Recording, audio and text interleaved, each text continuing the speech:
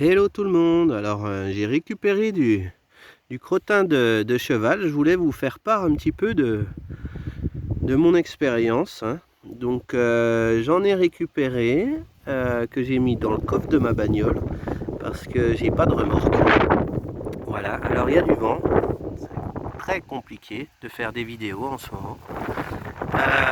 Alors ce que j'ai fait, c'est que je sais pas si vous voyez, j'ai creusé pour faire des allées. Donc ça me fait comme si j'avais une butte déjà. Parce que j'ai une terre argileuse, c'est très compliqué de travailler là-dedans. Parce que il fait très sec et du coup ça devient, même si on travaille, ça redevient très très vite dur comme du béton.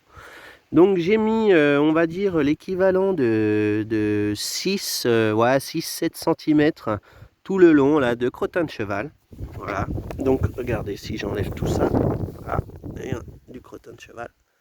Alors, je ne sais pas si vous voyez, mais c'est un peu humide et ça commence à se décomposer. Il était assez sec, hein, le crottin que j'avais. Et là, j'avais de l'herbe de tonte que j'ai bien laissé sécher. J'ai pris au râteau tout ça. Et puis, ben, je l'ai parsemé dessus. Voilà. Donc, on appelle ça peut-être des lasagnes, un début de lasagne, je ne sais pas. Moi, ce qui va se passer, vu que j'ai pas beaucoup de temps, c'est que ce crottin de cheval, il va me permettre, en fait, en faisant comme ça, d'assouplir ma terre en dessous. Ma terre, sans que je fasse grand chose, en fait, en dessous, ça va être vachement souple. Alors, c'est les bestioles, c'est les nutriments, c'est tout ça qui va faire que ma terre va devenir un peu plus souple. Donc là, je vais arroser assez régulièrement tout ça, voilà, pour que ça fermente un petit peu en dessous de l'herbe, hein, donc, et puis je vais laisser, ouais, on va dire 2 semaines, 3 semaines, et je vais pas m'emmerder, je vais planter directement dedans.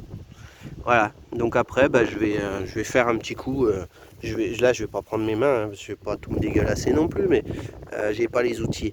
Ce que je vais faire, c'est que je vais faire des petits trous et je vais plus travailler au trou. Là. Voilà, je vais faire des trous, je ne sais pas ce que je vais mettre, hein, donc voilà. Donc c'était pour vous faire part un petit peu de ça. Voilà. On va voir l'évolution, hein, c'est toujours pareil, mes petites vidéos là, en ce moment, c'est plus pour, vu que c'est un commencement, c'est plus pour voir l'évolution avec les autres vidéos et voir ce qu'on va planter, comment ça va pousser, et voilà. Mais ça peut faire que du bien. Quoi qu'il en soit, ça c'est que de la récupération, hein, j'ai rien acheté. Donc le crottin de cheval, il faut remplir les seaux, les sacs de course, hein, j'ai tout foutu comme ça dans ma bagnole. Alors ça sent pas énormément mauvais, hein, dans l'auto, donc ça va ramasser, c'est bien. Et puis bon, bah, l'herbe de tonte là, pour bien la laisser sécher par contre, hein, elle était bien sèche et là je la réhumidifie. Voilà, histoire que ça fermente un petit peu.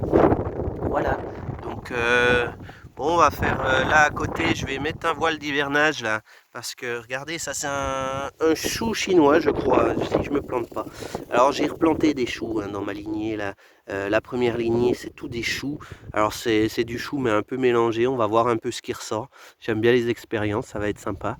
À côté, j'ai remis des betteraves. Bah, elles sont pas encore sorties.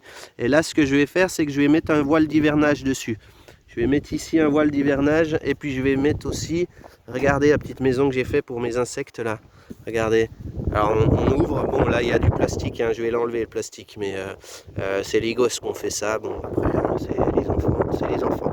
Alors je mets un petit peu tout ce que je trouve, hein, des fleurs, des trucs, là pour le moment il n'y a rien dedans.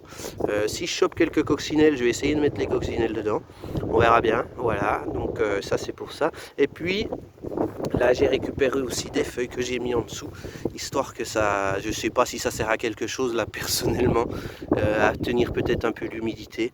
Mais regardez surtout mes patates là, oh là là, regardez comme c'est beau. C'est sorti tout bien là. Et là je vais mettre un voile d'hivernage aussi parce que dans 2 jours, ils annoncent du 1 degré la nuit. Donc même s'il fait 2-3 degrés la nuit, s'il y a du vent, s'il y a énormément de vent et que le ressenti est à -1 ou voilà, ça va tout me sucrer, hein.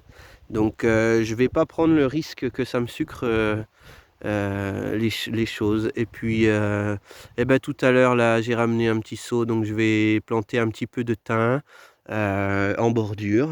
Ça empêche quelques bestioles de venir aussi. Mes petits pois ils poussent nickel aussi. Voilà, donc les petits pois, ça craint pas le gel les petits pois, hein. Regardez tout ça, tout ce beau monde. Je ferai une petite vidéo sur les petits pois comme ça. Alors je sais pas trop ce qu'il y a à en dire, mais comment on les plante, le temps que ça met, etc.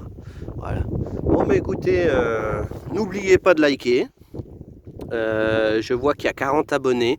Alors c'est pas grand chose, mais moi je trouve que c'est vachement bien. Voilà, j'en demande pas plus, hein. Enfin, voilà, je suis pas un gourmand, mais ça fait super plaisir.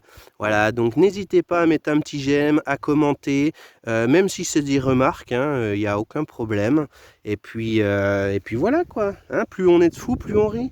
Voilà, allez, ciao ciao les amis, salut.